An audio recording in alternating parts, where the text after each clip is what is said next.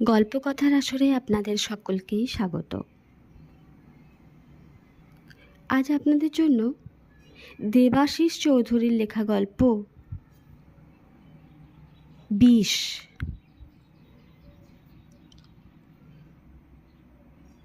এখানে বড় সাপ বেড়েছে গো, বিড়বিড় করে বুধাই।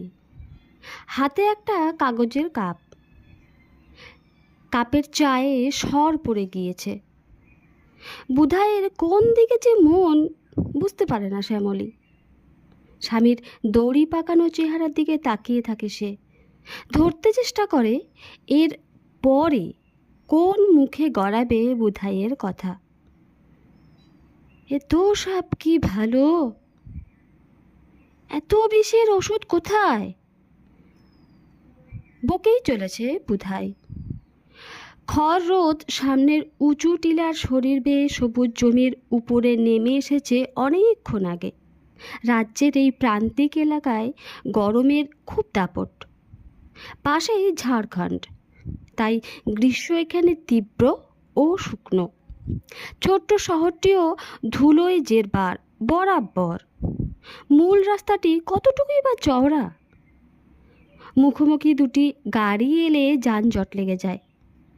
গলি গুজে তো কহতব্য নয়, তারই কোনোটিতে ঢুকে পড়ে চোখ তুললে সামনে আচমকা দেখা দেয় খাড়া টিলা, একেবারে ন্যাড়া। তাও তাতে সকাল থেকে মেয়ে পুরুষদের উঠতে দেখা যায়। পাথরের খাঁজে খাঁজে পা রেখে উঠতে উঠতে তারা একটি পথও তৈরি করে ফেলেছে যেন। তারা পাথর ভেঙে নিয়ে আসে।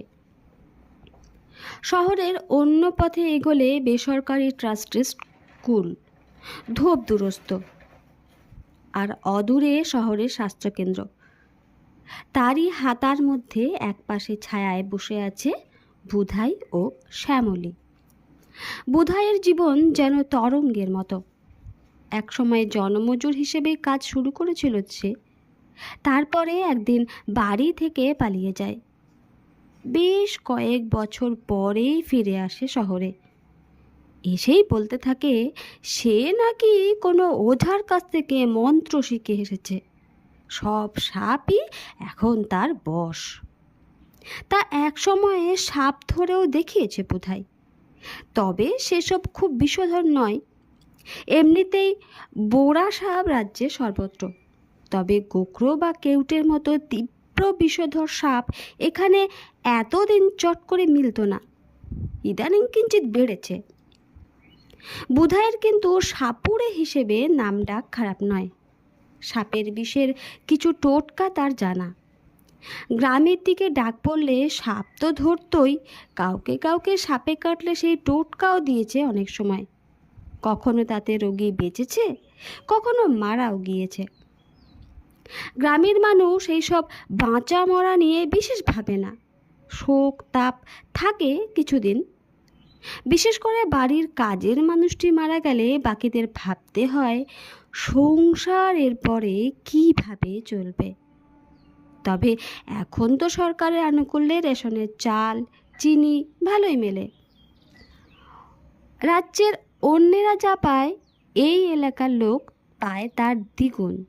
জঙ্গলমহল কিনা, সঙ্গে নানা ভাতা মিলে জুলে চলে যায়। বুধাইয়েরও এইভাবে চলে, তাই সে আর কাজকর্ম না করে নেশা করে। কিসের নেশা কেউ ঠিক ধরতে পারে না। গাঁজা ভাং হতে পারে, অনেকে বলে বুধাই সাপের বিষের নেশা করে। সে কথা ওর সামনে বললে কখনো হেসে উড়িয়ে দেয়, কখনো মারতে আসে তেড়ে, বলে এ সাপের বিষের দাম জানিস? 1000টা বুধাই মুর্মুকে বেচলেও এক কণা বিষের দাম উঠবে না। ওঝার ডাক এখন কম পড়ে। স্বাস্থ্যকেন্দ্রে সাপের ওষুধ আছে, গ্রামের মানুষও সেই ওষুধই বেশি নেয়। সাপুড়ে হিসেবে বরং তাকে কেউ কেউ ডাকে আজও। লোকে বলে বুধাই নাকি সাপের গন্ধ পায়। আজও বুধাই ঝিম মেরে বসেছিল স্বাস্থ্যকেন্দ্রের চত্বরে আর নাক টানছিল। অন্যেরা যাই ভাবুক, শ্যামলী জানে বুধাই আসলে সাপের গন্ধ শুকছে। সে কি সত্যিই সাপের গন্ধ পায়? শ্যামলী দেখেছে যতবার গন্ধ শুকে সাপের খোঁজ করেছে বুধাই, ততবার কিছু না কিছু পেয়েছে, হয়তো সাপ, নয়তো খোলস। সেই করতে গিয়েই তো কদিন আগে মারটা খেলো। শ্যামলী পই পই করে বলেছে ওকে অনেকবার, অন্যের কাছে গিয়ে অযথা জ্ঞান দেওয়া কেন বাপু? বুধাই সে কথা শুনলে তো। এই শহর থেকে বেরিয়ে বাঘমুন্ডির ধার ঘেঁষে যে রাস্তাটা অযোধ্যা পাহাড়ে উঠেছে, তার গোড়ায় একটা ইকো ট্যুরিজম রিসর্ট তৈরি হচ্ছে। এলাকার বাকি সবার মতোই বুধাই জানে এসব নামে ইকো ফ্রেন্ডলি বা পরিবেশ বান্ধব পর্যটক, কাজে তার ধারে কাছেও নয়। এখানে হচ্ছেও তাই। শালি জমিকে বাস্তু করা হয়েছে, তারপরে কয়েক বিঘা জমির জংলা এলাকা সাফ হয়েছে। জমির ধারে একটা চৌকিদারের ঘর ছিল, ভাঙা পড়েছে। তারপর থেকেই সেখানে গোখরোর উৎপাত বেড়েছে। সাপ একটা নাকি একাধিক কেউ বলতে পারে না। বন দপ্তরকে খবর দেওয়া হয়েছিল, কিন্তু তাদের 18 মাসে বছর। নিজের উৎসাহে একদিন জায়গাটা ঘুরে দেখতে গিয়েছিল বুধাই। পাঁচিল ঘেরা এলাকায় ঢুকে আনাজ কানাজ ঘুরে ঘুরে শুঁকছিল। হঠাৎ এক জায়গায় দাঁড়িয়ে জোরে জোরে শ্বাস নেয় বুধাই। তারপরে হাঁক পারে, কে আছো গো এখানে? তার 2-3 বার চিৎকারে একটা লোক এগিয়ে আসে, বলে, তুই কে রে? এখানে ঢুকেছিস কেন? লোকটার প্রশ্নের জবাব দেয় না বুধাই, বরং বলে, এখানে সাপ আছে গো, বড় সাপ, বিষধর, বাচ্চাও থাকতে পারে, সাবধানে থেকো গো। সাপ আছে তোকে কে বলল? আমি সাপের গন্ধ পাই। খুব জোরে হেসে উঠল লোকটা, তারপরে চেঁচিয়ে সঙ্গীতের ডাকলো, দেখ রে, হে পাগলা কি বলে। কয়েকজন বেরিয়ে এলো এদিক ওদিক থেকে। তাদেরই একজন বলে, আরে এই লোকটা তো শহরে বস্তিতে থাকে, ওঝা বলে নিজেকে, সাপ ধরে বলে শুনেছি। সত্যি ধরে নাকি? দেখতে তো পাক্কা নেশাখোরের মতো। তা জানি না বাবু, শুনিছে তাই বললাম, নেশাও করে মনে লয়। ওরা বুধাইকে ঘিরে ধরেছিল ধীরে ধীরে। বুধাই বুঝতে পারেনি রোদটা মুখে এসে পড়েছে, কপালে ঘাম তার রং আরও কালো করে তুলেছে। বুধাই চোখের ওপরে হাত দিয়ে বলতে চেষ্টা করেছিল, সত্যি বলছি গো, সাপ আছে এখানে। কিন্তু তার মধ্যেই থাপ্পড়টা এসে পড়ল হঠাৎ। নেশা ভাঙ করে আমাদের এখানে এসে ঢুকেছিস, মতলবটা কি তোর? জায়গাটাকে বদনাম করবি? এরপরে সে যে বেধড়ক মারটা খায়, তার কথাটা ভুলতেই চেয়েছিল বুধাই। তার চেয়েও বড়, সেখানে সে সাপ আছে, বিষধর সাপ আছে, সেটা তার মনে গেঁথে গিয়েছিল। বুধাইয়ের খুব ইচ্ছে একটা চাঁদনি রাতে ওখানে যাবে। সে সময় নাকি সাপের বিষ বাড়ে। যদি সত্যি গোখরো থাকে, তাহলে গর্ত থেকে বার করে আনতে চেষ্টা করবে সে। কিন্তু চাঁদ উঠতে উঠতেই বুধাই এত নেশা করে ফেলে যে গভীর রাতে সবাই ঘুমিয়ে পড়লে তার আর যাওয়ার অবস্থা থাকে না। এর মধ্যে খোঁড়াখুড়ি শুরু হলো জায়গাটায়। প্রথমে একটা ছোট সুন্দর ঘর তৈরি হলো, সেখানে কেয়ারটেকার থাকতে লাগলো। পরে নাকি সেটা মালিক ব্যবহার করবে আউট হাউস হিসাবে। বাকি জমির বড় অংশে বাড়ির ভিত খোঁড়া হলো। সাপ এখানে নেই, ওই জমিতে আছে। হাসপাতাল চত্বরের এক পাশে বসে শ্যামলীর দিকে মুখ ঘুরিয়ে স্পষ্ট করে কথাটা বলল বুধাই।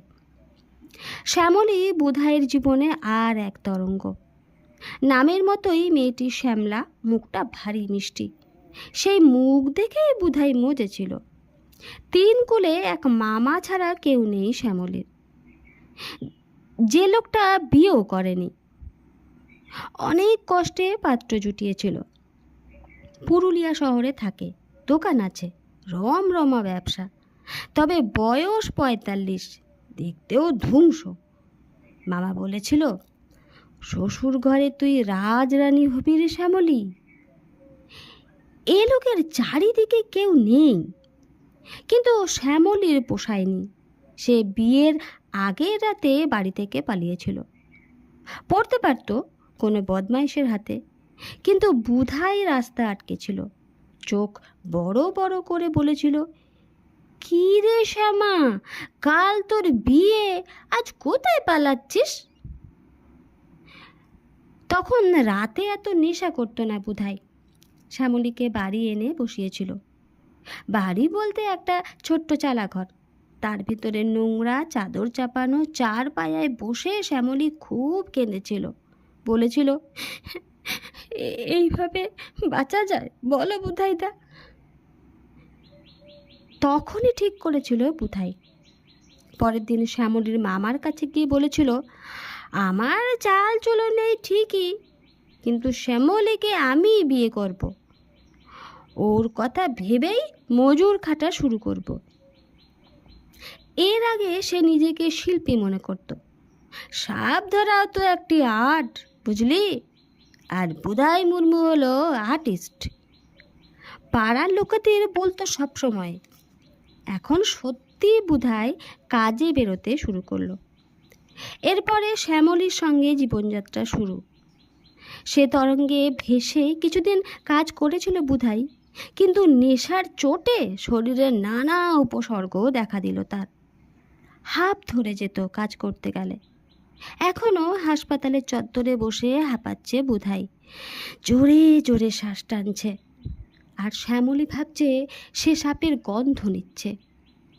বুধাই এখন নেশায় দিন মান পড়ে থাকা বুধাই জোরে জোরে শ্বাস নিতে নিতে বলছে, অবস্থা আর ভালো নয় গো, সাপটা বড্ড বেড়েছে। তো জঙ্গল কাটলে বাস্তু সাপ যাবে কোথায় গো? তবু বাড়িটা উঠতে শুরু করলো ইকো ট্যুরিজম রিসর্টে। বুধাইয়ের অনেক সাবধান বাণীতেও কিছুই হয়নি। একদিন তার কাছে এলো স্থানীয় শাসক নেতা মন্টু মাহাতো। প্রথমে মোলায়েম করে বলল, বুধাই কেমন আছিস? ওষুধ খাচ্ছিস তো ঠিক মতো? বুধাইয়ের তখন খুব হাঁপানির টাম। গরম ঠান্ডায় সর্দি গরমি হয়েছে। বুক ধরে বসে কাঁচতে কাঁচতে হাত তুলে বলল, ওষুধে তো কাজ হচ্ছে না, তবু খাচ্ছি রোজই। জোরে জোরে শ্বাস টানতে লাগলো। তারপরে মন্টু কাছে এসে বলল, তুই নাকি সাপের গন্ধ পাস? এই যে জোরে শ্বাস নিস, তাতে সাপের ঘ্রাণ ধরা পড়ে। বুধাই মুখ তুলে মাথা নাড়ল। মন্টু জিজ্ঞেস করলো, ইকো ট্যুরিজম রিসোর্টেও গন্ধ পেয়েছিলি? বুধাই সাবধান হওয়া উচিত ছিল, কিন্তু বোকা মানুষ আর এত বুঝবে কি করে?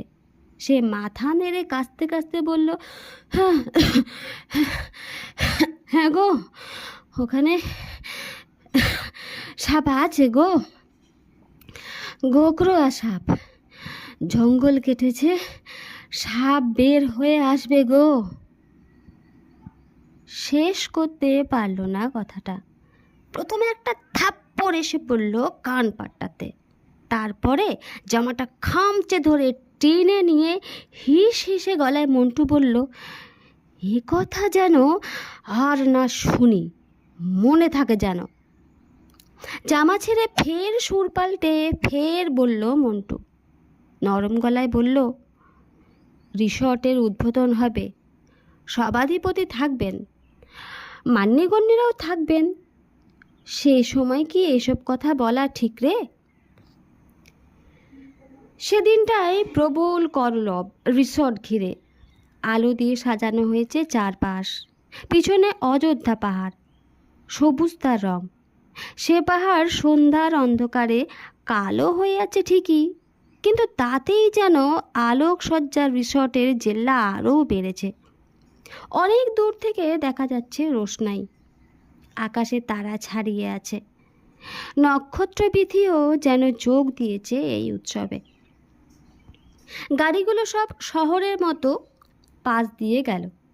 অন্যদের মতো বুধাইও দেখছে। শোনা গেল মালিকের বউ ছেলে মেয়েও এসেছে। একটা 7-8 বছরের বাচ্চা গাড়ির মাথা খুলে দাঁড়িয়েছিল আর চেঁচিয়ে মাকে ইংরেজিতে কি সব বলছিল। বুধাই দেখছে আর ভাবছে, তারও তো এমন একটা বাচ্চা থাকতে পারতো। তার আর শ্যামলীর ভালোবাসার চিহ্ন। কিন্তু কাস্তে কাস্তে এই অবেলায় দম ফুরিয়ে যায়। সংসার যে কেন যেচে নিল সে। বোধহয় নেশা করে সন্ধে থেকেই। উদ্বোধনের দিনে যেন বেশি করেছে। পূর্ণিমে কি আজ? চাঁদের আলো পাহাড় আর তার তলায় ছড়িয়ে পড়েছে।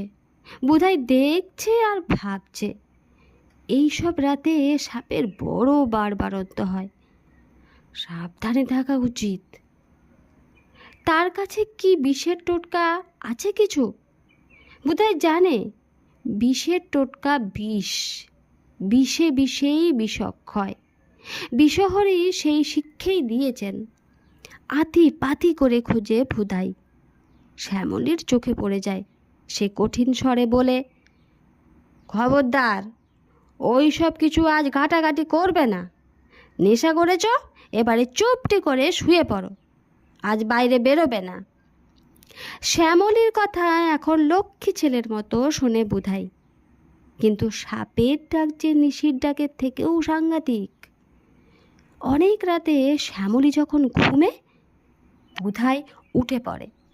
নেশাগ্রস্ত বুধাই একটা কৌটো নেয়, চাদরের তলায় ঢেকে, তারপর বেরিয়ে পড়ে ঘর থেকে। প্রথমে পিঠে এসে পড়ল বাঁশের ডাঙস। ব্যথায় কুকড়ে গেল বুধাই। মনে হলো শরীরটা ভেঙে যাবে। চারিদিকে চিৎকার, বিষ এনেছে লোকটা, লোকটা বিষ এনেছে। বুধাই বলতে চায়, আমি তো ওষুধের কৌটো এনেছি, বিষের ওষুধ। বিষহরির তো বিষে বিষক্ষয়। তার গলা দিয়ে স্বর বেরোলো না। পরের পর প্রবল মারে শরীরটা ভেঙে যেতে থাকে। মুখ দিয়ে রক্ত গড়িয়ে আসে। আশেপাশের লোকজন গিয়ে শ্যামলীকে ডেকে তোলে। সে পাগলের মতো ছুটে আসে রিসোর্টের দরজায়। দারোয়ানের হাত ছাড়িয়ে জোর করে ভেতরে ঢোকার চেষ্টা করে। চিৎকার করতে থাকে, ওকে মেরো না, ও যে সাপের রোজা, ও ওষুধ নিয়ে এসেছে তোমাদের বাঁচাতে। কেউ ওদের কথায় কান দেয় না। মারের পর মার পড়তে থাকে বুধাইয়ের শরীরে। এক সময়ে সে নিস্তেজ হয়ে আসে। মারকুটের দল দূরে সরে হাঁপায়। ঠিক তখনই চিৎকার শোনা যায় মালিকের ঘর থেকে। শিশুটির, মাম্মি হেল্প, প্লিজ হেল্প, একটা স্নেক মাম্মি, আমার পায়ে বাইট করেছে। স্তব্ধ বুধাইয়ের ঠোঁটে হালকা রেখা দেখা যায়। সে কি হাসছে? ক্রমে সে রেখা স্থির হয়ে যায়।